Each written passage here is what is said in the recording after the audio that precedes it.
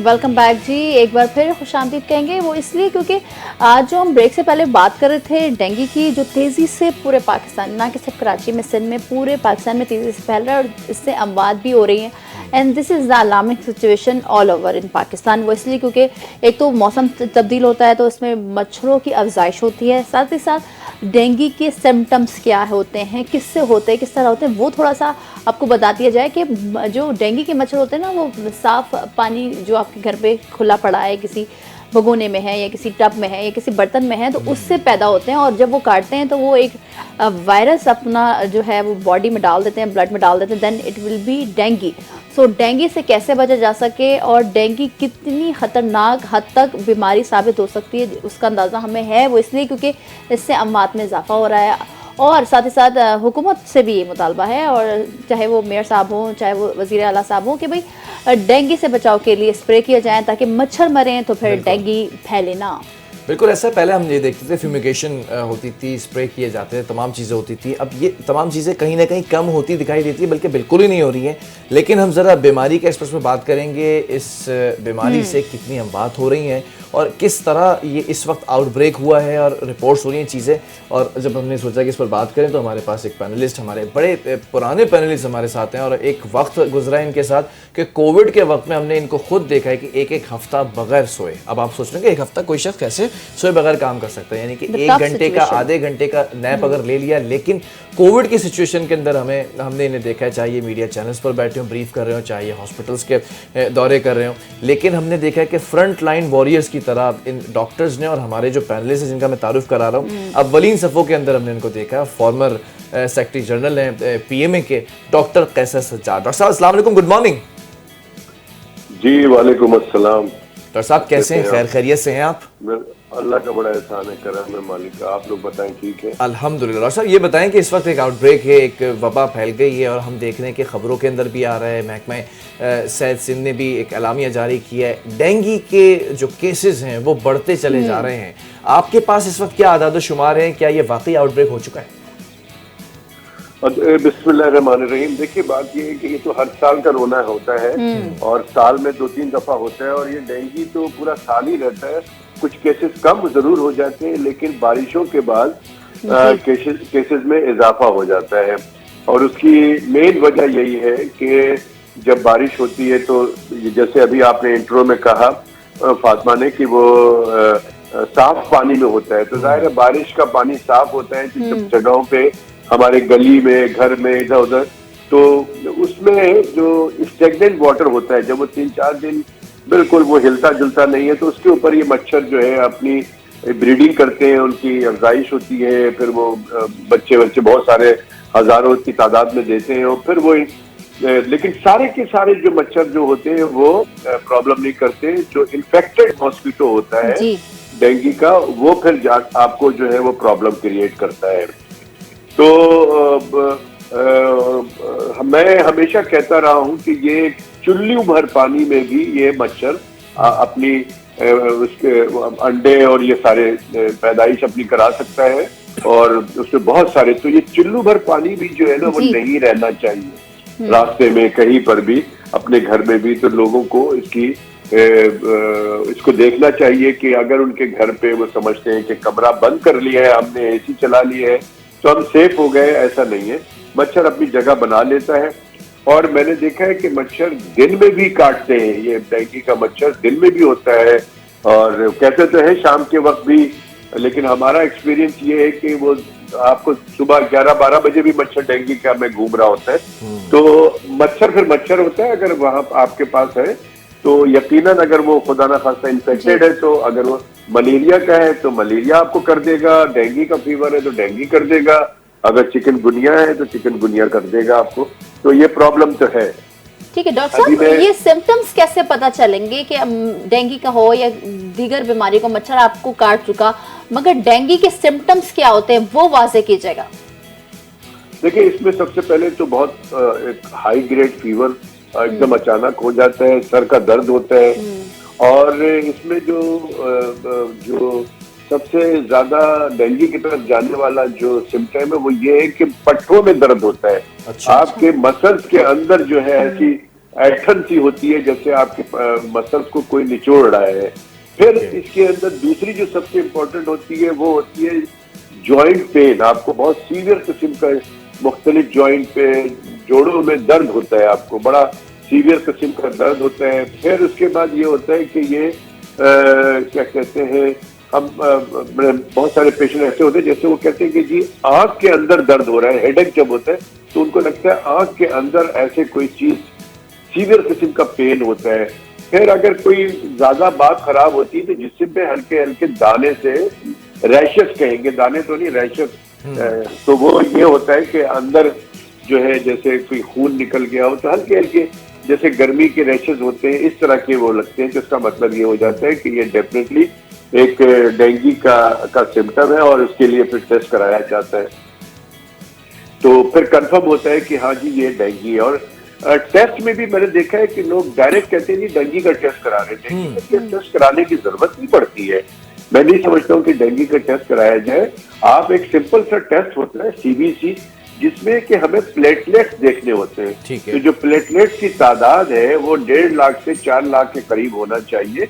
अगर आपके प्लेटलेट्स 1.5 लाख से कम हो गए हैं या 1 लाख से कम हो रहे हैं तो आपको सोचना चाहिए, लेकिन परेशानी की बात नहीं है। इसका मतलब है कि आपको डेंगू हो गया है और आपका ये जो ब्लड का पिक्चर है वो बता रहा है कि आपके प्लेटलेट्स नीचे आ गए, तो आपको फिर उसको उसी हिसाब से अपने क्वालिफाइड डॉक्टर्स हैं उनको दिखाना चाहिए ताकि वो फिर आपको मुकम्मल। और इसके अंदर कोई ऐसा जिसका कोई ऐसा इलाज नहीं है। अगर आप शुरू से इसको मॉनिटर करेंगे और इसका इलाज करते रहेंगे तो कराते रहेंगे तो फिर आप सेफ रहेंगे। लेकिन अगर आपने इसको, जैसे हमारे यहाँ एक रवैया है कि मरीज हमेशा हमारे पास आखिर वक्तों में आता है, जब बिल्कुल हालात खराब हो चुके हैं, तो जब कॉम्प्लिकेशन में आप आ जाते हैं तो वहां पे मौत वाक़या हो जाती है। तो कॉम्प्लिकेशन से बचने के लिए शुरू में ही आप अगर इलाज कराएं तो ज्यादा बेहतर रहता है। आपको जैसे ही पता चल जाए तो ये चूंकि एक वायरस है और वायरस के लिए मैं हमेशा कहता हूं कि देखिए वायरस को बचाने के लिए 2-3 फार्मूला है और उसका फार्मूला एक ये है कि आप कंप्लीट रेस्ट करें, बिल्कुल बेड रेस्ट। आपको कोई दवा करने की जरूरत नहीं है। हाँ, बुखार है, जिसमें में दर्द है, उसकी गोली ले लें आप वो दवा लेके आप आराम करें। दूसरी बात ये कि पानी का इस्तेमाल, लिक्विड, प्लेंटी ऑफ लिक्विड लेना होता है आपको। जितना ज्यादा आप लिक्विड लेंगे, सूप है, जूस है, पानी है, चाय है, मिल्क है, दूध ले सकते हैं आप, तो इस तरह की जितनी भी लिक्विड की चीजें आप बढ़ा दें, जितना लेते हैं उससे बहुत दुगना कर दें। और तीसरी जो बहुत इंपॉर्टेंट चीज है, आपकी कुव्वत मदाफियत को बढ़ाना है। उसके लिए अच्छा खाना और रात की नींद को इंश्योर करें कि 7 से 8 घंटा अंधेरे में सोना, आपकी इम्यूनिटी बहुत ज्यादा बढ़ जाती है। जो लोग ये करते हैं उनको किसी किस्म का वायरस अटैक नहीं करता है, और अगर अटैक करता भी है तो वो 2-3 दिन के बाद वो सेटल हो जाते हैं, ज्यादा इनको कॉम्प्लिकेशंस में नहीं जाते हैं। लेकिन जो लोग इसमें मुब्तला हो जाते हैं और रात को देर तक जागते हैं, खाना स्किप करते हैं या जंक फूड इस्तेमाल कर रहे हैं, वो फूड पांडा से मंगा के खा रहे हैं रात को 2-3 बजे, ये बहुत खतरनाक है और आपकी बीमारी में कॉम्प्लिकेशंस करता है, पेचीदगियां करता है, जो कि जानलेवा साबित हो सकता है आपके। डॉक्टर साहब जरा ये भी बताइएगा, जैसे कोविड जब आउटब्रेक हुआ था तो बहुत सारे ऐसे प्रिकॉशनरी मेजर्स से जो टेकअप करने थे, तो आप लोगों ने हमेशा बताया, आगाही दी। इस वक्त हम ये देखते हैं कि डेंगू इस कदर वबा नहीं है जिस तरह से आज से 6-7 साल पहले या 5 साल पहले एक वबा थी और अमवात का रेशो ज़्यादा था। अभी जैसे आपने कहा कि कुछ केसेस बिगड़े हुए आपके पास आते हैं, लेकिन हम ये देखते हैं कि नॉर्मली एक बड़ी कॉमन सी सेइंग है कि अगर कोई बुखार होता है तो कोई पेन किलर ले लेते हैं, कोई बुखार अगर होता है तो ज़रा सा आप कोई दूसरी मेडिसिन ले लेते हैं नीम हकीम के तौर पर। लोगों का इस वक्त वो ट्रेंड नहीं है कि फ़ौरन से जाके सीबीसी टेस्ट की तरफ जाएं। तो ये जो इनिशियली अलामात होती हैं, अगर ये जाहिर होना शुरू होती हैं, आपने बताया रैशेस हो रहे हैं, दूसरी अलामात है, सबसे पहला स्टेप क्या करें कि ज़रूरी है कि सीबीसी टेस्ट जाके ही कराएं? जी बिल्कुल सही है कि अगर आप समझते हैं कि आपको ये तमाम अलामात हैं, बहुत तेज बुखार है, जोड़ों में दर्द है और क्या कहते हैं, आपको जो है वो पट्टे में ऐसी ऐंठन अच्छी है और जोड़ों में, तो आप लोग अपनी सेल्फ मेडिकेशन भी करते रहते हैं और बाद दफा डॉक्टर्स को भी दिखाते हैं, तो क्वालिफाइड डॉक्टर्स को दिखा देते हैं, तो डॉक्टर्स को तो पता होता है कि करना क्या है। लेकिन कुछ लोग जो बैठे हुए रहते हैं कि नहीं ये चलो ये वायरल है, डॉक्टर से पूछ लिया, वो कहते हैं ठीक है। तो शुरू में जैसे ही आपको लगे कि 2-3 दिन में सही नहीं हो रहा है, तो ब्लड टेस्ट तो जरूर करा लें। आप खुद भी करा सकते हैं, सीबीसी जाके करा लें और उसमें देखें कि आपका प्लेटलेट काउंट अगर कम है तो फिर आप समझ जाएं कि कोई डेंगू या कोई और इस तरह की प्रॉब्लम हो रही है। अच्छा डॉक्टर साहब, आपने कहा प्लेटलेट्स बहुत कम हो जाते हैं, जो कि जाहिर सी बात है, ये हमने माजी में देखा। बिलाल ने भी सवाल किया कि आज से 4 साल पहले इसकी वबा बहुत तेज़ी से फैली और उसके बाद अमवातों में भी इजाफा हुआ और उसकी डेथ टोल जो थी वो ज़्यादा रही। मगर क्या आप बताने, जो हमें व्यूवर्स देख रहे हैं उनको बताएंगे कि प्लेटलेट्स का फौरन गिरना बहुत बुरी सिचुएशन हो जाती है जब डेंगू बिगड़ जाता है, तो कितनी जो नंबर्स हैं कितनी होनी चाहिए कि भाई उससे वो तजावुज ना करे या उससे नीचे ना गिरे प्लेटलेट्स, ताकि जब हम डेथ की तरफ कह रहे हैं ना कि तब आते हैं डेंगू के पेशेंट जब बहुत ज्यादा सिचुएशन बिगड़ जाती है या वो खुदा न खास्ता मौत की तरफ होते हैं। देखिए इसमें होता यही है कि शुरू में जब आपको नज़ला जुकाम, गला खराब होता है, उस वक्त ही आपको किसी क्वालिफाइड डॉक्टर से रजू करना चाहिए।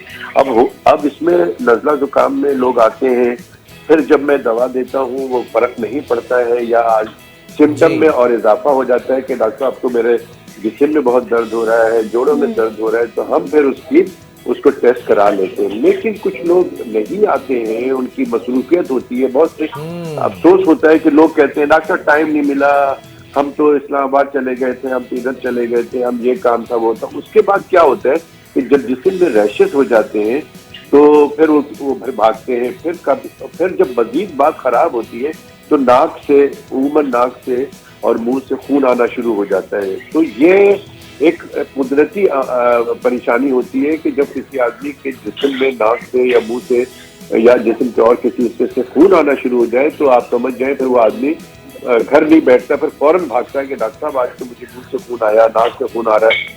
तो ये कंडीशन जो है ना, इसका मतलब है कि ये कंडीशन आपने खराब कर दी है, तो फौरी तौर पे सीबीसी कराना चाहिए। तो प्लेटलेट्स जो है अगर लाख से 90,000 है, 80,000 है, तो कोई प्रॉब्लम वाली बात नहीं। इवन के 10,000 जो है उसके होने के बावजूद भी आप जो है बिल्कुल सही चल रहे होते हैं। अक्सर ऐसा हुआ है कि आपने सीबीसी कराया है और वो आदमी आप बिल्कुल चल के ओपीडी में आया है, सब कुछ किया है, तो उसे कहा कि सर ये मेरा 10,000 है, ये रिपोर्ट सही है। मैंने कहा बिल्कुल सही रिपोर्ट है, अब आप चले फिरेंगे नहीं, अब आप बिल्कुल रेस्ट करेंगे और अगर फिर भी खराब होगा तो फिर आपको जो है ये लगाना पड़ेगा, इसका ट्रीटमेंट करना पड़ेगा और इसके प्रॉपर इलाज होगा आपको एडमिट करके। लेकिन परेशानी वाली कोई बात नहीं होती। बहुत सारे लोग कहते हैं कि डॉक्टर मेरा तो 30,000 हो गए प्लेटलेट, अब क्या होगा? तो मैं ये कहता हूँ कि आप अगर फिट हैं तो कोई परेशानी की बात नहीं है, घर पे रहें और पानी का इस्तेमाल, हर तरह के पानी का इस्तेमाल, लिक्विड का इस्तेमाल बढ़ा दें। तो उसके बाद और रोजाना सीबीसी कराएं, वो देखें बढ़ता चला जाएगा। कम होगा तो फिर फौरी तौर पे डॉक्टर साहब ये जरा फातिमा का एक्सपीरियंस भी सुने, तो अभी कुछ ही दिन पहले की बात है। अच्छा डॉक्टर साहब, मैं एक चीज डिफरेंशिएट करना चाह रही हूँ आपके जरिए। जाहिर सी बात है यू आर क्वालिफाइड डॉक्टर और आप बेहतर बता सकते हैं कि घर के जो टोटके स्टार्ट हो जाते हैं ना कि पपीतों का पानी है, पपीते के पत्तों का पानी है, फलाने की जड़ी बूटी इस्तेमाल करें, it is good for the dengue patients. और साथ ही साथ रिएक्शंस डेंगू के दौरान बहुत होते हैं, जिस तरह से एलर्जी होना, तो ये सिम्टम्स डेंगू में होते हैं अमूमन या कुछ और सिम्टम्स की तरफ? क्योंकि रिएक्शंस मैंने देखा है, क्योंकि मैंने खुद इसको मुझे जब हुआ था तो मुझे ब्लड में रिएक्शन हो गया था और बहुत बुरी एलर्जी हो गई थी। देखिए एलर्जी किस चीज से हो गई थी, आपको डायग्नोज हुआ होगा कि ड्यूरिंग डेंगू जो है वो पूरी बॉडी पर जो है ना ऐसी लग रहा था कि कोई चीज मल दी गई है और खारिश और साथ ही साथ कि आप अपने माइंड सेट पे नहीं रहते हैं, यू बिकम लाइक साइको। हाँ, ये this is the symptom of the dengue. ये कोई रिएक्शन नहीं हुआ है, ये तो सिम्टम है, ये तो इसकी मतलब खराबी की तरफ जा रहे हैं ना। ये है, यही मैं कह रहा हूँ कि शुरू में इसी तरह से नज़ला जुकाम करके नाक कान गले के पास चले जाते हैं, डॉक्टर के पास जाके दिखा देते हैं, लेकिन वो जब बात मजीद खराब होती है तो यही होता है। और एक बात जो आपने बड़ी इंपॉर्टेंट की है कि टोटके हमारे यहाँ जो कर देते हैं ना, ये खा ले, वो कर ले, नींबू का पानी डाल दे और ये करके, देखिए मैं इसके खिलाफ नहीं हूँ, आप बिल्कुल करें, लेकिन ये सब चीजें साइंटिफिकली प्रूवन नहीं है। हम चूंकि ऐसे दौर में रह रहे हैं साइंस के कि हमें चाहिए कि हम साइंस की जो प्रूवन चीजें हैं ना उसको करें, अपनी सेहत के साथ खेल ना करें, खेले ना। हाँ, आप कर सकते हैं, किसी ने आपको पानी दिया, आपको किसी भी पत्ते में डाल के या कुछ बोला, आप करें वो, उसकी बात, उसको नाराज ना करें, लेकिन साइंटिफिक जो तरीका इलाज है उसको बहुत साथ साथ वो भी लेके चलते रहे। डॉक्टर साहब आपने एक पॉइंट बड़ा इंपॉर्टेंट रेज किया था कि कुछ लोग ये एक्सक्यूज देते हैं कि हम ऑफिस में बिजी हैं या टाइम नहीं मिल पा रहा, या अक्सर व बेशतर डॉक्टर्स के जो औकातकार होते हैं, या अगर वो शाम के औकात में बैठ रहे हैं या दिन में बैठ रहे हैं, तो ऑफिस की टाइमिंग जब ज़्यादा होती है तो आप नहीं जा पा रहे होते हैं, कॉल्स के ऊपर असिस्टेंसी नहीं मिल पा रही होती।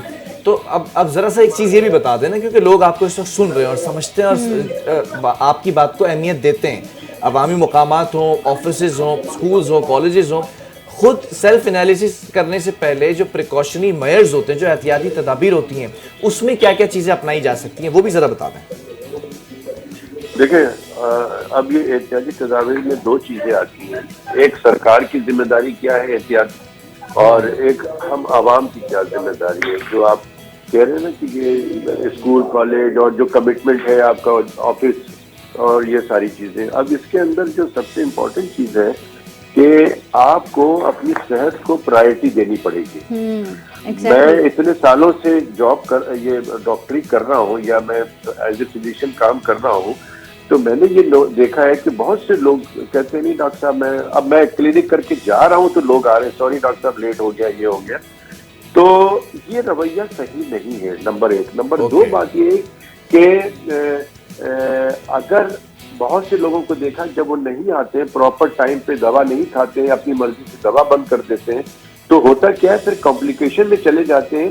तो वही आदमी जो कहता है डॉक्टर साहब नौकरी नहीं छोड़ सकते, अभी तो मेरी नौकरी लगी है, वही आदमी जो है वो हॉस्पिटलाइज हो जाता है, छुट्टी हो जाती है और ऑफिस वाले उसको निकाल देते हैं। मेरा पॉइंट ये है कि जब डॉक्टर आपसे कहता है कि यार मैं 5 बजे से 7 बजे होता हूँ, तो आप उस पर्चे को दिखाएं अपने ऑफिस के अंदर कि देखिए जी मैं बीमार हूँ और मुझे डॉक्टर ने ये टाइम दिया, तो मैं जरा 1 घंटा पहले निकल जाऊंगा, आधा घंटा। कोई दफ्तर, मैंने जहाँ जहाँ मेरे पेशेंट जितने होते हैं, वो जब ये फार्मूला अप्लाई करते हैं तो वो लोग, उनको छुट्टी दे दी जाती है, वो आ जाते हैं हमें टाइम पे। और जो लोग इसको केयर नहीं करते, ठीक है यार बस निकलते हैं, वो डॉक्टर साहब रास्ते में बस में बहुत देर हो गई, डॉक्टर साहब ये कहना चाह रहे हैं जो खुद नहीं आते फिर वो लाए जाते हैं, वो लाए जाते हैं। बिल्कुल आपने सही किया। और वो मैं चाहता हूँ हमेशा आपके तवज्जुह तमाम आपके नाज़रीन को बता दूं कि खुदारा सेहत, एक अच्छी सेहत एक नेमत है। आप अगर सेहत अच्छी होगी ना तो सब कुछ आपको अच्छा लगेगा, आपकी जॉब भी चलती रहेगी और सारा घर भी अच्छा, आपको अच्छा माहौल रहेगा। लेकिन घर का कोई फर्द बीमार हो जाए ना तो घर का माहौल भी बड़ा खराब हो जाता है, बहुत परेशानी होती है। और फिर जितना उसमें प्रॉब्लम बढ़ती जाएगी, आपके अखराजात बढ़ते जाएंगे, आपकी परेशानियों में इजाफा होगा। तो खुदारा 2-3 काम जरूर करें। एक तो सबसे इम्पोर्टेंट चीज है कि हम डेंगू पे बात कर रहे हैं, तो सरकार की बड़ी जिम्मेदारी है कि सिंपल बात यह है, मैं हमेशा कहता हूं कि prevention is better than cure. हुकूमत को चाहिए कि बजट पे जो है वो प्रिवेंशन पे पैसे खर्च करे, क्योर पे नहीं करे। तो हमारे मुल्क से अनफॉर्चुनेटली हम 76-77 साल के हो गए हैं, हमने अब तक मच्छर खत्म नहीं किया मुल्क से। हम आगे क्या करेंगे मुझे नहीं समझ में आता। तो बजाय हम डेंगू ट्रीट कर रहे हैं, हम मलेरिया ट्रीट कर रहे हैं, हम चिकनगुनिया ट्रीट कर रहे हैं, हम मच्छर को खत्म कर दें ना तो बाकी खत्म हो जाएगी। लेकिन वो नहीं होता। अच्छा, अब हम आवाम की भी जिम्मेदारी है कि अगर हुकूमत नहीं कर रही है तो आपके घर पे ओवरहेड टैंक है, खुला हुआ है, उस ढक्कन नहीं है, उसको ढक्कन लगाए, उस पर मच्छर कर सकता है। आपने पौधे रखे हुए हैं, उसके ऊपर कहीं पे पानी रखा, उसमें हो सकता है। आप कहीं पे देखें बारिश हुई है, कहीं पे पानी जमा हुआ, उसको हटा दें। आपके घर के सामने अगर पानी जमा हुआ है, आप कहते हैं छोड़ो यार, ऊपर से गुजरते जाते आते आपको ये नहीं पता होता कि उसमें मच्छर होगा और डेंगू का मच्छर भी होगा और वो आपके घर में किसी को काटेगा। Very good point, very good point. Simple तरीका क्या है उसको भी देख ले कि उस पे जाके थोड़ा सा जो है 2-4 चमचे मिट्टी का तेल डाल दे उस पानी में, चाहे वो जितना भी पानी है उसमें मिट्टी का तेल आप डाल दे तो उसमें मच्छर नहीं अफजाइश होगी, आप सेफ रहेंगे, आपका मोहल्ला सेफ रहेगा। तो ये चीजें कम से कम हम खुद तो कर सकते हैं ना। तो डेंगू और मच्छरों से बचने के लिए यही तरीका है कि जहाँ पानी है, और मलेरिया का जो मच्छर है वो गंदगी में होता है, आप गंदगी ना करें, अपने घर को भी साफ करें, अपने सामने भी लोग हर आदमी अपने अपने सामने जो गंदगी है उसको साफ रखें, तो बहुत अच्छी बात हो जाएगी। ठीक है, बहुत शुक्रिया डॉक्टर कैसर सज्जाद हमारे साथ मौजूद है। तो तफसीली बता रहे थे कि भाई किस किस सिम्टम्स ना होने से मलेरिया है, डेंगू होता है या चिकनगुनिया होता है। साथ ही साथ हुकूमत से अपील की है उन्होंने कि भाई मच्छरों की जो अफजाइश होती है उसके लिए स्प्रेस किए जाएं, और घरों में स्पेशली फैमिलीज ख़वातीन जो घरों में मौजूद होती हैं वो ये कह सकते हैं कि एक गिलास पानी जो अगर वो छोड़ रही हैं बर्तन में या गिलास में या किसी भी प्याले में या कहीं, वो भी ना छोड़ें, क्योंकि उन्हीं से डेंगू होता है। वो कह रहे हैं ना, चुल्लू भर पानी से भी डेंगू का मच्छर पैदा हो जाता है और उसमें वायरस हो जाता है। तो वही वायरस फिर जब आपको ये मच्छर काटते हैं तो उसके बाद डेंगू होता है। अच्छा, सिम्टम्स बड़े वाज़ेह हैं कि आपको हाई फीवर होता है, बॉडी पेन, और साथ ही साथ आप जो है ना बहुत रिएक्शंस होते हैं, आपको एलर्जी होती है, मूड स्विंग्स है, एलर्जी है, फिर आपका जो टेस्ट बर्ड्स है ना आपके वो जो चेंज होते हैं, तो उस समझ लें कि ये आपको डेंगू। अच्छा, डेंगू पर बात हो रही है तो हमारे साथ माहिर सेहत डॉक्टर हसन औज हमारे साथ मौजूद हैं। अस्सलाम वालेकुम सर, कैसे हैं आप? Good morning. वालेकुम सलाम, गुड मॉर्निंग मैम। अच्छा, ये जो डेंगू तेजी से हम देख रहे होते हैं कि एक वक्त आता है, अलग अलग पीरियड्स पर बढ़ रहा होता है, सिम्टम्स हमारे साथ डॉक्टर कैसे सजाद मौजूद थे, उन्होंने बता दिया, मगर क्या समझते हैं कि ये वायरस क्यों इतनी ज़्यादा तेज़ी से फैल जाता है? हुकूमत की भी तैयारी नहीं होती है, महकमा सेहत भी जब भी ज़्यादा फैल जाता है तब भी पता चलता है कि भाई हाँ डेंगू बढ़ रहा है, अस्पतालों में मरीजों की तादाद हो गई है। जी, असल में देखें, ये साफ पानी का मच्छर है और इसका जो ब्रीडिंग सीजन जो है वो अगस्त, सितंबर, अक्टूबर वगैरह में मानसून के बाद शुरू हो जाता है। तो ये पूरे तैयार हो जाते हैं इनके लार्वा वगैरह, और फिर ये अंडे देते हैं और फिर उसके बाद जो है ये वायरस कैरी करके इन्फेक्ट करते हैं। चिकनगुनिया हो, डेंगू हो, दोनों कॉज करते हैं। गंदे पानी का मच्छर है मलेरिया। अब ये मानसून की बारिश हुई, उसके बाद ये सब होना था। तो हुकूमत को ये चाहिए कि तो अपना जो है स्प्रे मुहिम रखे, घास और इन सब चीजों की कटाई रखे, जहां जहां पानी जमा हो रहा है इलाके के लोगों को चाहिए कि उधर ही वो उसमें मिट्टी डाल दें ताकि पानी जमा ना हो और गंदगी ना हो, मच्छर वो ग्रो अपना करें। बाकी डेंगू जो साफ पानी का मच्छर है वो तो घर में भी अगर आप पानी जमा रखेंगे परिंदों के लिए, उसमें भी वो मच्छर आ जाता है। तो उसमें बस हमें ये एहतियात करनी है कि हम एक ट्वाइलाइट में ना निकले, मतलब जिससे कि मौसम जब वो मगरिब का वक्त हो रहा होता है या शाम का वक्त हो रहा था उस वक्त ना निकले, अर्ली मॉर्निंग ना निकले। दूसरी चीज है कि अपने आप को कवर करके रखें, लाइट कलर की क्लोथिंग पहने, डार्क कलर की क्लोथिंग से अट्रैक्ट होते हैं मच्छर वगैरह सब। और एक और चीज हमें जो करनी है, अपने मॉस्किटो रिपेलेंट हमें इस्तेमाल करने चाहिए। देखिए, डेंगू होना एक कॉमन चीज है, जब एक चीज वबा की सूरत में फैली भी होती है तो वो हमें काटता है मच्छर, हम सबको ही काटेगा। इस मच्छर से कितने भी आप बचने की कोशिश कर लें, आप नहीं बच सकते। तो लेकिन हमारी अगर इम्यूनिटी अच्छी होगी तो हमें उतना खतरनाक हद तक बीमारी आगे नहीं जाएगी, कॉम्प्लिकेशंस नहीं होंगी। डेंगू में हम बात भी होती है, हमारे कराची यूनिवर्सिटी में इस पर काफी सारे पेशेंट्स हैं जो डेंगू के लिए एडमिट हैं। एक ही घर के 3 लोग लास्ट मंथ एडमिट थे डेंगू के लिए। तो इस तरह की सिचुएशन भी हुई है। एक बहुत ही कॉम्प्लिकेटेड केस है, वो भी बच्ची जो है ठीक नहीं हो पा रही है, 2 हॉस्पिटल्स हम चेंज कर चुके हैं। तो डेंगू कॉम्प्लिकेशंस पे कराते हैं, डेंगू हेमरेजिक शॉक जानलेवा होता है जिसमें बचने के चांसेस नहीं होते हैं। तो हमें इन सब चीजों का ध्यान रखना। अगर हमें डेंगू डायग्नोस हो रहा है तो हमें अपनी खिलाई पिलाई पे इतना ध्यान रखना है, उसमें खास दवाइयां नहीं होती हैं, लेकिन खिलाई पिलाई से वायरस का जो पीरियड है वो हमें निकालना होता है कि हमें अच्छी खिलाई पिलाई होगी तो अच्छे से फाइट कर सकते हैं। हसन, एक सवाल बड़ा इंपॉर्टेंट है, क्या ये कंटेजियस डिजीज है, एक बंदे से दूसरे बंदे को लग सकता है? ये बिल्कुल कंटेजियस है, लेकिन ये इसके थ्रू वेक्टर होगी, मतलब मच्छर काटेगा डेंगू वाले बंदे को, उसका ब्लड लेके आपके अंदर ट्रांसफर कर सकता है। ये वेक्टर में किसी को छूने से, देखने मतलब बैठने से, और इसका साइकिल ऐसे भी है ना, if I am not wrong, कि अगर किसी डेंगू मच्छर ने किसी शख्स को काटा है और उस शख्स को दोबारा कोई नॉर्मल मच्छर भी काट ले तो उसमें भी वो वायरस आ जाता है मच्छर में? जी जी, बिल्कुल। देखिए, बात सुनिए, इस पे रिसर्चेस चल रही हैं, लेकिन ये कि एक्चुअली डेंगू का जो मच्छर है, खास मच्छर होता है, वो ही वायरस कैरी कर सकता है। अगर उसमें वायरस नहीं भी है और उसने मच्छर उसको काटा जिसको डेंगू है, तो वो ब्लड लेके दूसरे बंदे को ट्रांसफर करते। जब भी आपने देखा होगा डेंगू के पेशेंट्स को हम नेटिंग में कर देते हैं ताकि कोई मच्छर उसके पास ना जाए, ना कोई नॉर्मल मच्छर ये वायरस यूजुअली कैरी नहीं कर सकता, लेकिन ये कि डेंगू के मच्छर ही अगर वो वायरस इन्फेक्टेड नहीं भी है, जरूरी नहीं है कि हर डेंगू का मच्छर जो है उसमें डेंगू का वायरस हो, सही है, तो वो डेंगू का वायरस लेकिन ले सकता है उस पेशेंट से ब्लड से। अच्छा डॉक्टर हसन, ये बताइएगा, आपने कहा कि भाई लाइट कलर के कपड़े पहने, डार्क ना पहने, फिर आपने कहा कि सुबह अर्ली ना निकलें, शाम के मगरिब के बाद फ़ौरन ना निकलें घरों से, मगर घरों में भी तो डेंगू का वायरस मौजूद होता है मच्छरों में, क्योंकि डॉक्टर कैसा कह रहे हैं कि भाई एक चूल्हे भर पानी है अभी अगर आपका खुला होगा तो उसमें भी मच्छर हो जाते हैं डेंगू के। तो फिर साथ ही साथ हम ये देख रहे होते हैं कि मार्केट्स में बहुत सारे लोशंस मौजूद हैं, तो वो लगाने के बाद लोग निकल सकते हैं घरों के बाहर कि मच्छर अगर काटे भी तो इफेक्टेड ना हो, तो ये लोशंस कारआमद है डेंगू में?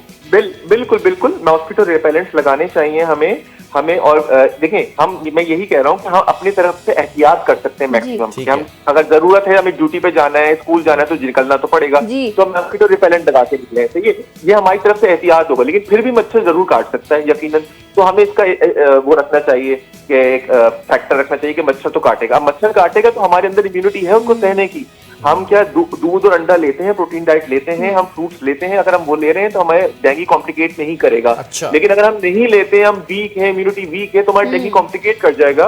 और बहुत सारे हेल्दी लोगों को भी अगर एक्सरसाइज नहीं कर रहे होते तो उनको डेंगू कॉम्प्लिकेशन बहुत आगे तक ले जाती है। अच्छा, ड्यूरिंग डेंगू पीरियड ये जो आपने अंडा और दूध बताया, जो प्रोटीन इंटेक ज्यादा है, तो अगर किसी को डेंगू हो चुका है ये तो प्रिकॉशनरी मेजर्स में आता है, अगर डेंगू हो चुका है तो उसके ड्यूरिंग भी ले सकते हैं? बिल्कुल, ड्यूरिंग द डेंगू और इवन बिफोर द डेंगू की ऐसा प्रिकॉशनरी मेजर। बिलाल, आपको शायद पता हो ये बात कि मैं खुद मेरे भाई की डेथ डेंगू में,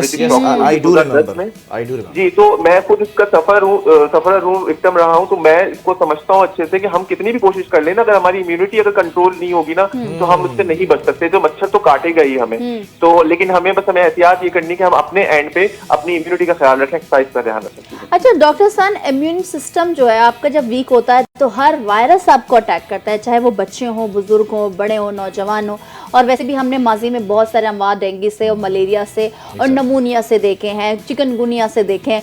अच्छा, इम्यून सिस्टम को स्ट्रॉन्ग बनाने के लिए ऐसी क्या डेली रूटीन की ग़िज़ा तो हमारे पास है कि हम भाई दूध भी ले रहे हैं, अंडा भी ले रहे हैं, जंक फूड ज़्यादा इस्तेमाल कर रहे हैं, मगर ऐसे इन हालात में जब डेंगू ज़्यादा हो रहा है, जब वायरसेस ज़्यादा अटैक करते हैं, कराची वाले हों या कहीं भी किसी भी शहर में हो, तो उनको क्या स्पेसिफिकली और क्या स्पेशली अपनी फूड में शामिल करना चाहिए जिससे हम इस डेंगू जैसे वायरस से बच सकें और इम्यून सिस्टम हमारा बहुत ज़्यादा स्ट्रॉन्ग हो? जी देखिए, एक तो ये जो मैंने डाइट बताई है अंडा और दूध, ये मैंने इसलिए बताई कि ये बहुत कॉमन है और इकोनॉमिकल है, ये हम सब अफोर्ड कर सकते हैं, लेकिन उसके अलावा हमारे जो अगर कचरा डाइट हम जो लेते हैं बेकरी आइटम्स के फॉर्म में, high carb rich diet, artificial diet जो मार्ट में अवेलेबल होती है, अगर हम उनको अवॉइड करें, उसके बदले हम नेचुरल अल्लाह ताला ने जो चीजें बनाई थी, जौ, बेसन, इन सब चीजों की डाइट यूज सस्ती भी पड़ेंगी हमें, हम आराम से यूज भी कर सकते हैं, तो हमारे अंदर इम्यूनिटी रहेगी। लेकिन एक सिर्फ डाइट अकेले काफी नहीं है मैडम, असल में हमारी जिंदगी में एक्टिविटी होनी चाहिए, एक स्ट्रॉन्ग हेल्दी एक्टिविटी। अगर हम एक्सरसाइज कर रहे हैं तो हम बहुत सारी चीजों से नंबरदाजमा हो सकते हैं, हम डिप्रेशन से नंबरदाजमा हो सकते हैं, mental health apart from physical health बहुत अच्छी रहेगी हमारी। तो हमारे लिए एक एक्सरसाइज समझे कि हम सबके लिए ऐसे ही होनी चाहिए जैसे हम नमाज रोजा करते हैं। हम जरूरी नहीं कि आप जिम जाएं, लेकिन आपकी जिंदगी में कोई ऐसी आधे घंटे एक घंटे की एक्टिविटी होनी चाहिए, जी बिल्कुल, किसी भी फॉर्म में जो आपके लिए अवेलेबल हो, कन्वीनियंट हो। घर पे भी आप रनिंग, जॉगिंग जो कर सकते हैं, स्क्वाटिंग कर सकते हैं, घर में भी बहुत सारी चीजें होती है जो आप कर सकते हैं जिससे आपको इम्यूनिटी बहुत बेहतर हो सकती है। आपकी अगर हेल्थ मसल्स स्ट्रॉन्ग रहेंगे, लीन मसल मास ज्यादा होगा, तो आपकी लॉन्गिविटी ऑफ लाइफ बहुत अच्छी रहेगी, लंबी रहेगी। अच्छा हसन, एक बात बताइएगा, क्योंकि आपको सिंडिकेट मेंबर हुए हुए भी काफ़ी अरसा हो गया कराची यूनिवर्सिटी के, और कराची यूनिवर्सिटी का जो इस वक्त मेडिकल सेंटर है उसको भी आप बखूबी देख रहे हैं। कराची यूनिवर्सिटी के अंदर कमो बेश एक बहुत बड़ी तादाद स्टूडेंट्स की है, और हम देखते हैं कि अतराफ में हरियाली भी बहुत है, जंगल नुमा हरियाली है, वहाँ पे पानी भी खड़ा होता है, वहाँ पर बारिश का पानी, अगर बारिशें हो जाएं तो वो हमने कराची यूनिवर्सिटी की हालत भी देखी। फिर कराची यूनिवर्सिटी के अंदर एक बहुत बड़ा मसला ही आ गया, 84 इंच की लाइन जो है वो पानी की हर वक्त फट जाती है, तो वो भी साफ पानी हर जगह खड़ा हो जाता है। मैं इसीलिए रिलेट करवा रहा हूँ, Hasan would be the one जो बेहतरीन आंसर दे सकते हैं ना। ये बताएं कि कराची यूनिवर्सिटी के अंदर जो इंतजामिया है खालिद इराकी साहब के अंडर, या फिर जो स्टाफ हैं, जो चीज़ें हैं, वो कोई प्रिकॉशनरी मेजर्स किए गए कि लोगों को डेंगू से बचाया जाए, स्टूडेंट्स को? जी बहुत अच्छा सवाल है बिलाल, हमारी इन चीज़ों पे आगाही बहुत ज़रूरी होती है। मैं आपको बताऊं, जामिया कराची की हदूद में आपको पता है 2 दफा स्प्रे हो चुका है और प्रॉपर स्प्रे हुआ है हर एरिया में, जहां वाटर का वो था स्टैग्नेंट था वहां भी, और जहां नहीं था, जहां हरियाली थी वहां भी। उसके बावजूद भी बहुत मच्छर है, आपको पता है, क्योंकि स्प्रे जो है हर हफ्ते ही होना चाहिए। 2 दफा हुआ है, इससे ज्यादा नहीं हुआ, लेकिन ये कि इससे ज्यादा होना चाहिए। और मैं समझता हूँ कि हर 10 दिन में दोबारा से स्प्रे होना चाहिए, ताकि जो जितने भी मच्छरों की ग्रोथ है जहां भी है वो ना हो और वो खत्म हो सके। बाकी स्टाफ जो है हमारा, एक तो कम स्टाफ है, इधर गार्डनिंग में स्टाफ ज्यादा नहीं है, बाकी जगहों पे तो ज्यादा है, लेकिन गार्डनिंग में कम है स्टाफ, जिसकी वजह से बड़े मसाइल का वो सामना करना होता है कि घास की कटाई टाइम पे नहीं हो रही होती। लेकिन फिर भी काफी हद तक जो मेन शाहराएं जहाँ वो हैं, उधर तो जरूर घास की कटाई भी वक्त पे हो रही है, और आपने आके विजिट कीजिएगा, आप देखिएगा काफी सफाई वटाई सब हुई भी है। इसीलिए कि हमें पता है कि ये सीजन है, और हम साहब खुद मुझसे टच में रहते हैं इस मामले पे कि कितने पेशेंट्स एडमिट हैं डेंगू और मलेरिया के, और क्या चल रहा है, कितने हॉस्पिटलाइजेशन। जी अच्छा हसन, मुझे ये काइंडली एलिब्रेट कर दीजिए कि हम देख रहे होते हैं कि जब हमें बुखार होता है तो हमारे यहाँ अक्सर ये कहा जाता है भाई मलेरिया हो गया, हमें ये कहा जाता है कि भाई चिकनगुनिया हो गया अगर बॉडी पेन हो रहा हो, मगर ये तमाम तर सिम्टम्स डेंगू से मिलते हैं। डॉक्टर कैसा साहब ने भी वाजे किया, आपने भी वाजे किया कि सिम्टम्स बहुत वाजे हैं डेंगू के, बट हमारे यहाँ सेल्फ मेडिकेशन हो जाती है। बट मेरा सवाल ये है कि भाई इन तीनों चीज़ों को एलिब्रेट करें कि अगर डेंगू है तो ये मलेरिया नहीं है, मलेरिया है तो फिर ये चिकनगुनिया नहीं है, क्योंकि हम अक्सर ये हकीम नीम जाम बन जाते हैं, घरों में टोटके शुरू किए जाते हैं, फिर वो डेंगू केस इतना ज़्यादा बढ़ जाता है कि वो खुदा न खास्ता फिर हम मौत की तरफ जाते हैं। जी देखिए, ये जो आपने सवाल किया ना कि सिम्टम्स ओवरलैपिंग होते हैं, कभी भी जो बुक में लिखी होती है ना चीजें, वो हमेशा उस पेशेंट में नजर नहीं आती है। एक पेशेंट फॉर एग्जांपल आया मेरे पास जिसका गला भी खराब है, मुझे नजर आ रहा है, इसको सीना भी खराब है, मैं तो प्रिज्यूम ये करूंगा कि चेस्ट इन्फेक्शन हुआ हुआ है, लेकिन हो सकता है उसको साथ साथ डेंगू भी हुआ हुआ हो। सही है, तो ये तो हम हमेशा आजकल क्योंकि सर्दियों का मौसम है, सबको नजर जुकाम खांसी चल रहा है, तो ये हम कभी भी ये नहीं कह सकते किसी को 104 बुखार आ रहा है तो जरूरी नहीं है कि उसे डेंगू ही हो या मलेरिया ही हो।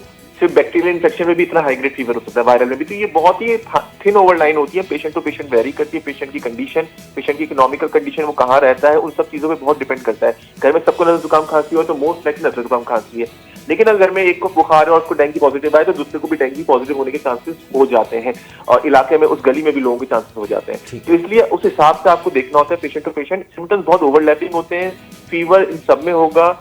हाँ, सिर्फ जो कॉमन कोल्ड हम जिस तरह से कहते हैं, कॉमन कोल्ड में फीवर नहीं होता, उससे सिर्फ नाक बंद होगी, छींकें आएंगी, गला खराब होगा।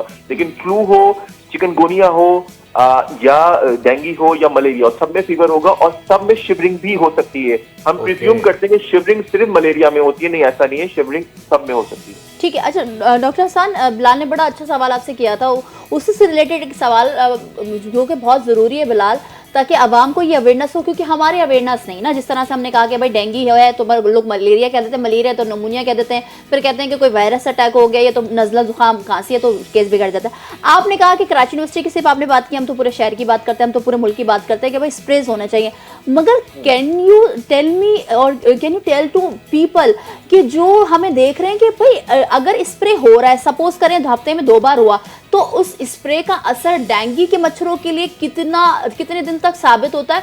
क्योंकि हम ये कह रहे होते हैं ना कि भाई हफ्ते में, अक्सर ये सुनते हैं और देखते भी हैं कि भाई जब हम हुकूमती सतह पर बात करते हैं तो वो कहते हैं कि भाई पिछले हफ्ते डेंगू के हमने जो है ना मुहिम चलाई थी, हमने तो पूरे कराची में हमने स्प्रे किया, पूरे मुल्क में किया या पूरे सिंध में किया, मगर उसके सिम्टम्स, मतलब सिम्टम्स तो बाद में, मगर जब उसका असर है डेंगू के मच्छरों पर वो कब तक रहता है? अच्छा देखें, ये जो है ना बहुत अच्छा सवाल है। असल में जब हम स्प्रे करते हैं ना तो हम 100% एलिमिनेट नहीं करते लार्वा, तो कुछ जो मच्छर फॉर्म में होते हैं, कुछ ने अंडे दिए हुए होते हैं, तो जरूरी नहीं है कि सब मर जाएं। सही है, स्प्रे में तो ये कि जो रह जाते हैं वो ग्रो करते हैं, उनको उनकी साइकिल होती है, पूरी हैच करते हैं और पूरा उनका साइकिल होता है। तो हमें आइडियली तो हर 15 डेज पे कम से कम, बहुत जल्दी है तो 10 डेज पे भी हमें स्प्रे रिपीट करना चाहिए, लेकिन ये प्रैक्टिकली गवर्नमेंट के लिए पॉसिबल नहीं है। इसमें तो हम इलाके के हिसाब से हमें करना चाहिए। अगर मैं अपने घर में रहता हूँ तो मुझे अपने जो लॉन है मेरा, उधर सब चीजों का ध्यान रखना है, उधर घास भी कटवानी, उधर स्प्रे भी करना है, खुद करना है, जरूरी नहीं कि कोई आके मेरे लिए करेगा। तो हम अपने अपने इलाकों में अपनी गली में जो गड़ा है उसको भर दें, अगर मिट्टी डाल दें, हम इतना तो कर ही सकते हैं, 10-15 मिनट लगा सकते हैं, बच्चों से काम कराएं थोड़ा सा, तो भाई जवान बच्चे थे तुम लोग ये करो, थोड़ा सा उनको एक्टिविटी है वो हो, शऊर आए उनके अंदर कि हमें कंट्रीब्यूट करना है, और हम सबको अपनी अपनी गलियों का ही ध्यान रख लेंगे ना। और ये तो डेंगू तो है ही साफ पानी का मच्छर, ये एसी के नीचे जो पानी जमा हो रहा है उधर, इधर उधर ग्रो करता है, जो पानी हमने परिंदों के लिए रखा है उधर रखता है। मलेरिया के लिए गंदे पानी का मच्छर होता है वहां। अब जैसे यूनिवर्सिटी में जो है साफ नाले हैं, तो उधर अगर बारिश हो रही थी तो उसमें एक चांसेस थे कि भाई, लेकिन वो नाले इतने बड़े हैं कि वो सारा पानी ले गए, तो ये एक अच्छा हो गया। वरना ये कि अगर पानी अगर रुक जाए और साफ पानी हो तो आहिस्ता वो गंदा हो जाता है, और फिर उसमें शुरू में तो डेंगू होगा, लेकिन बाद में मलेरिया के मच्छर उतर आ जाए। Very good. अच्छा हसन, एक सवाल है, आप जो है वो जिस फील्ड से वाबस्ता हैं उस फील्ड के हवाले से आप ज़्यादा बेहतर जो है वो लोगों को रीड कर सकते हैं। मलेरिया आज से 10 साल 15 साल पहले एक बहुत बड़ी बीमारी समझी जाती थी कि इसका इलाज ऐसा लगता था कि मुमकिन है, जिसको मलेरिया हो जाता था फिर वो जो है वो ये समझता था कि अब ज़िंदगी मुमकिन नहीं है। फिर मलेरिया का इलाज बहुत आसान हो गया, चिकनगुनिया को हमने देखा, अब हम डेंगू को देखते हैं कि 4-6 सालों के अंदर चीज़ें नॉर्मलाइज होना तो शुरू हुई हैं, लेकिन जिस शख्स को भी डेंगू होता है वो आसाबी तौर पर थोड़ा सा नफ्सियाती कैफियत उसकी बिगड़ना शुरू हो जाती हैं, क्योंकि प्लेटलेट्स गिर रहे होते हैं रोज़ाना की बुनियाद पर। उसके सामने ऐसा होता है कि एक स्टॉक एक्सचेंज की जैसे स्क्रीन चल रही होती है, नंबर गेम ऊपर नीचे जा रहा था, तो उसको भी रोज़ाना ये होता है कि आज 30,000 प्लेटलेट्स हो गए, फिर दूसरे दिन दोबारा टेस्ट करेगा, आज 40,000 हो गए, आज 1 लाख हो गए, अब 1 लाख को सस्टेन करके रख रहे हैं। ये जो नफ्सियाती कैफियत बिगड़ रही होती है, इसमें कूल डाउन होने के लिए, रिलैक्स करने के लिए या पीसफुल माइंड हासिल करने के लिए स्टेट को, तो क्या आप जो है वो सजेशंस देंगे कि वो बंदा कहीं ना कहीं तो स्टेबल हो जाए? जी, बहुत अच्छा इंपॉर्टेंट सवाल है सर। और इसलिए क्योंकि देखें, जब डेंगू होता है ना, आपके रोजाना टेस्ट चेक हो रहे हैं और आपका प्लेटलेट आज 1 लाख है, कल 80,000 हो गया, फिर 37,000 आ गया अचानक से, एंड बंदा पैनिक करता है। बंदा नहीं पैनिक करता, पेशेंट के अटेंडेंट्स पैनिक करते हैं कि अब कुछ हो जाएगा, क्योंकि प्लेटलेट जितने गिरेंगे ब्लीडिंग के चांसेस बढ़ जाएंगे, पूरी बॉडी पे रैशेस हो जाते हैं, और आपने उसको खुजाया भी अगर तो ब्लीडिंग शुरू हो जाएगी। ब्लीडिंग शुरू होगी तो रुकेगी नहीं, प्लेटलेट्स अरेंज करने होते हैं, अटेंडेंट उधर उधर भाग रहे होते हैं कि ब्लड डोनर्स मिल जाएंगे। वो इस सूरत हाल में सबसे अहम चीज है कि पैनिक पेशेंट तो करेगा ही, लेकिन आप अटेंडेंट तो पैनिक ना करें, वो तो मेच्योरिटी का सपोर्ट है उनको। जी, असल में अगर वो पैनिक नहीं करेंगे तो अटेंडेंट पेशेंट भी बिल्कुल स्टेबल रहेगा। अगर अटेंडेंट ही रोना धोना शोर शराबा शुरू कर देंगे जैसे कुछ हो गया, तो आप तो फाइट ही नहीं कर सकते। जंग में लड़ाई की जाती है, जंग में रोया धोया नहीं जाता। It's like a war against the और जो है उसमें हमें फाइट करना है, और जब हम फाइट करेंगे तो रिकवर हो जाएंगे। और अगर खुदा ना खास्ता किसी की जिंदगी में ऐसा नहीं है कि वो की मौत लिखी हुई है, तो वो भी अल्लाह की तरफ से, इस बात को एक्सेप्ट करें, हम अपनी तरफ से बेहतरीन इनपुट दें। पैनिक करना किसी चीज का हल नहीं है, नाशुक्री भी है, अल्लाह ताला का तवक्कुल ना होने की अलामत भी है। दूसरी बात एक और आपने बड़े अच्छा पॉइंट आउट किया है, एक सिकंदर आजम के बारे में कहा जाता है कि वो मलेरिया से मरा था, मलेरिया का इलाज नहीं था। एक जमाना था जहां दुनिया की कहते हैं कि 1/3 of the population wiped out cause of malaria. Malaria की वजह से एक तिहाई आबादी मर गई थी। तो अब तो मलेरिया इतना कॉमन है और मलेरिया की कॉम्प्लिकेशन भी इतनी ज्यादा नहीं होती। ठीक है, डॉक्टर हसन ओज हमारे साथ मौजूद थे जो कि डेंगू के बारे में बता रहे थे। अच्छा खाएं, अच्छा पिए, ज्यादा से ज्यादा लिक्विड का इस्तेमाल करें। अगर आपको बुखार के सिम्टम्स या दीगर सिम्टम्स जो कि हमने अपने प्रोग्राम में डिस्कस किया है तो डॉक्टर के पास जाएं, वरना चुल्लू भर पानी में भी ये डेंगू आपको डुबो सकता है। वो जो मिसाल आपने सुनी होगी सच हो सकती है। प्रोग्राम का खत्म हो चुका है, कल फिर हाजिर होंगे एक अच्छे से टॉपिक के साथ। अल्लाह हाफिज।